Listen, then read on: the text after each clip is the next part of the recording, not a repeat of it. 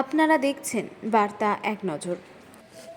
বাঁশবেড়িয়া সপ্তগ্রাম জমি বাড়ি জীবিকা বাঁচাও নাগরিক কমিটির এক প্রতিদিন মিছিলের আয়োজন করা হয়। সপ্তগ্রাম বিধানসভার অধীনে বাঁশবেড়িয়া পৌরসভার ৫ নম্বর ওয়ার্ডের ১ নম্বর রেলগেট কলোনি অবনীপল্লী এলাকায় রেলের উচ্ছেদের নোটিশ পড়তেই শুরু হয় প্রতিবাদ। জানা যায় ওই জায়গা থেকে রেলের পক্ষ থেকে গত ১২ তারিখ রেলের পক্ষ থেকে নোটিশ করার পর থেকে এলাকার স্থানীয় বাসিন্দারা লিখিতভাবে ব্যান্ডেল নবদ্বীপ হাওড়া GRPORPF এর কাছে লিখিত অভিযোগ জানিয়েছেন। এছাড়াও বাঁশবেড়িয়া পৌরসভা, মগরা থানা, বিধায়ক সহ বিভিন্ন প্রশাসনের কাছেও আবেদন জানিয়েছেন। গতকাল এলাকাবাসীদের পক্ষ থেকে পুনর্বাসনের জন্য বিভিন্ন জায়গায় ফ্লেক্স লাগানো হয়। আজ বাঁশবেড়িয়া সপ্তগ্রামে বাড়ি জমি বাঁচাও নাগরিক কমিটির পক্ষ থেকে আজ বাঁশবেড়িয়া পেপার মিল থেকে এক প্রতিবাদ মিছিলের আয়োজন করা হয়। মিছিল বাঁশবেড়িয়া পেপার মিলের সামনে থেকে শুরু হয়ে ৫ নম্বর ওয়ার্ডের বিভিন্ন পথ ঘুরে বাঁশবেড়িয়া স্টেশনে গিয়ে শেষ হয় এবং পরে পথসভা এবং সবশেষে বাঁশবেড়িয়া স্টেশন মাস্টারের হাতে একটি ডেপুটেশন তুলে দেন উপস্থিত নেতৃবৃন্দ।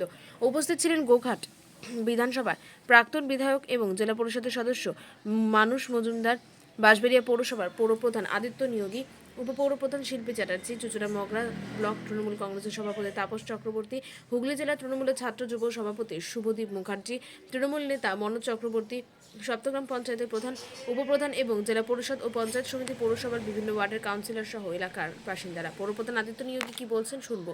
হুগলির বাঁশবেড়িয়া থেকে রাজেশ দেবনাথের রিপোর্ট, বার্তা এক নজর। রেল অবৈধভাবে উচ্ছেদ করছে, সেই উচ্ছেদের প্রতিবাদে আজকে আমরা এলাকার মানুষকে নিয়ে আমরা একটা ডেপুটেশন দিচ্ছি বাঁশবেড়িয়া রেল স্টেশনে। বাঁশবেড়িয়া স্টেশন ম্যানেজারের মাধ্যমে জানাতে চাই কোনো উচ্ছেদ আমরা মানছি না যতক্ষণ না পুনর্বাসন দেওয়া হবে। এটাই আমাদের মমতাজির লক্ষ্য এবং মমতাজির নীতি আদর্শ আমরা উপলব্ধি করি।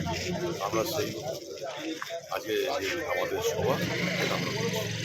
রেল তো কালকে অবধি মেয়াদ। আমরা আজকে রাতের পর থেকে আমরা অবস্থান বিক্ষোভ শুরু করে দেবো, যাতে কোনোভাবে কোনোরকম পুনর্বাসন না দিয়ে উচ্ছেদ না করতে পারে। যদি রেল জোর জবরদস্তি করে তাহলে যেটা আমাদের করণীয় এখানকার মানুষের সাথে আমরা করবো।